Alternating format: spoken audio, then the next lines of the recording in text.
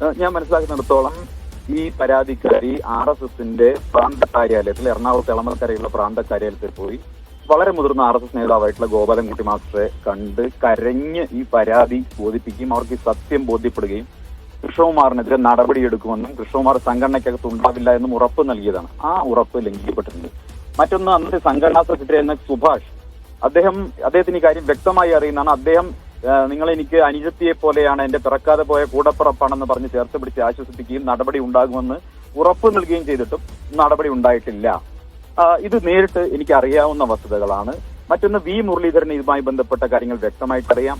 ശോഭാ സുരേന്ദ്രൻ അവര് വനിതകളുടെ സ്ത്രീകളുടെ സ്വാതന്ത്ര്യത്തിന് വേണ്ടിയിട്ടും സ്ത്രീകൾക്ക് വേണ്ടിയും വാദിക്കുന്ന ഒരു വിരുട്ട നേതാവാണ്. ശോഭ ചേച്ചി ഇക്കാര്യത്തിൽ കളവ് പറയുമെന്ന് ഞാൻ വിശ്വസിക്കുന്നില്ല. ശോഭ ചേച്ചി അവർക്ക് ഈ കാര്യം കൃത്യമായിട്ട് അറിയാം. അവർ ഈ പരാതിക്കാരിയുമായി സംസാരിച്ചിട്ടുണ്ട്. അവർക്ക് ഇവരുടെ വിഷമങ്ങൾ അറിയാം, സങ്കടങ്ങൾ അറിയാം. ഇതെല്ലാം കൃത്യമായിട്ടും BJPയുടെ സംസ്ഥാനത്തിരിക്കുന്ന മുഴുവൻ ആളുകൾക്കും അറിയാം. അത് മാത്രമല്ല, ഈ വളരെ പേഴ്സണലായി പോകും വ്യക്തിപരമായ വിവരങ്ങൾ പുറത്തു വരുമെന്ന് ആഗ്രഹമുള്ളതുകൊണ്ട് പറയുകയാണ്. ഇത് സംബന്ധിച്ച് BJPയുടെയും RSSന്റെയും മുഴുവൻ നേതൃത്വങ്ങൾക്കും കുറെ കാലമായിട്ട് ഈ കാര്യങ്ങൾ അറിയാം. ഇത് മാത്രമല്ല, ഇദ്ദേഹത്തിനെതിരെ ഞാൻ മനസ്സിലാക്കുന്നിടത്തോളം കൊടുങ്ങല്ലൂരിൽ നിന്ന് മറ്റൊരു യുവതിയും രാജീവ് ചന്ദ്രശേഖറിന് ശ്രദ്ധയിൽപ്പെടുന്ന രീതിയിൽ പരാതി പറഞ്ഞിട്ടുണ്ടെന്നാണ് ഞാൻ മനസ്സിലാക്കുന്നത്. അതുപോലെ തന്നെ നേരത്തെ തന്നെയും മറ്റു പല വിവാദങ്ങളും, ഇപ്പൊ വെണ്ണക്കരയിൽ ഒരു മുനിസിപ്പാലിറ്റിയിലെ ഉദ്യോഗസ്ഥയുമായി ബന്ധപ്പെട്ട ഒരു പ്രശ്നം നേരത്തെ പാലക്കാട് നഗരത്തിൽ എല്ലാവർക്കും അറിയുന്നതാണ്. കടുക്കാംകുന്നിൽ ഒരു ജനപ്രതിനിധിയുമായി ബന്ധപ്പെട്ട വിഷയം എല്ലാവർക്കും അറിയുന്നതാണ്. ഇതൊക്കെ പുറത്തു വരേണ്ട ഒരുപാട് വിഷയങ്ങൾ ഇതിനകത്തുണ്ട്. ഒരു സീരിയൽ ഒഫൻഡർ എന്ന് മാത്രമേ എനിക്ക് ഇദ്ദേഹത്തെ കുറിച്ച് പറയാൻ സാധിക്കുകയുള്ളൂ. ഇനി നടപടിയെടുക്കേണ്ടത് BJPയുടെ സംസ്ഥാന നേതൃത്വമാണ്. ഇത് അത്യന്തം ഗുരുതരമായിട്ടൊരു ആക്ഷേപമാണ് ഉയർന്നിട്ടുള്ളത്.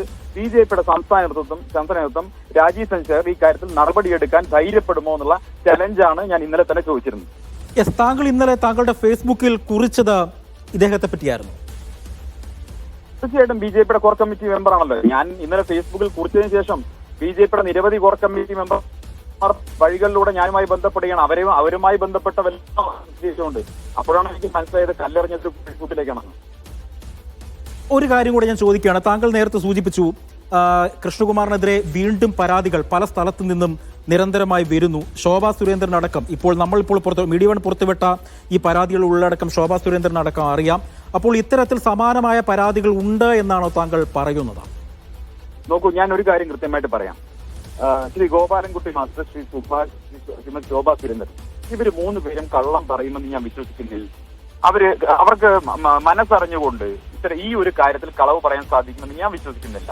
അതുകൊണ്ട് തന്നെ സത്യം അവർക്കറിയാം. അവർ ഈ കുട്ടിയെ ആശ്വസിപ്പിച്ചതാണ്, അവർക്ക് നീതി വാങ്ങിക്കൊടുക്കുമെന്ന് പറഞ്ഞതാണ്.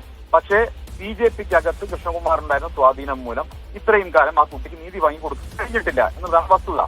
അപ്പൊ അത് സ്വാഭാവികമായിട്ടും ഇപ്പോ ഈ വലിയ സ്ത്രീ സംരക്ഷണ വേഷം വരുന്ന സമയത്ത് സ്വാഭാവികമായിട്ടും പരാതിക്കാരിക്ക് നീതി കിട്ടാത്ത പരാതിക്കാരിക്ക് അത് ട്രിഗർ ചെയ്യുമല്ലോ.